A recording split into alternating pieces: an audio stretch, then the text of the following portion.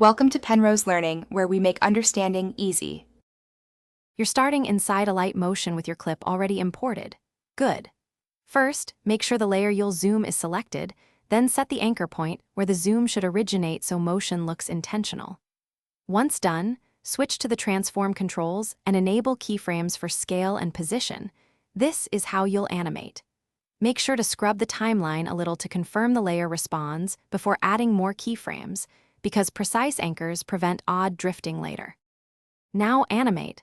Place a starting keyframe at the beginning with your base scale and position.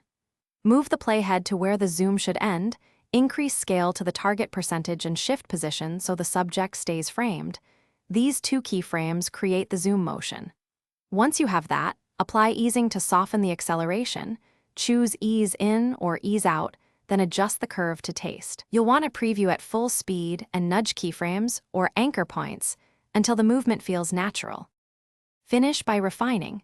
Open the graph editor and smooth the speed curve so the zoom doesn't snap. Small curve edits make a big difference.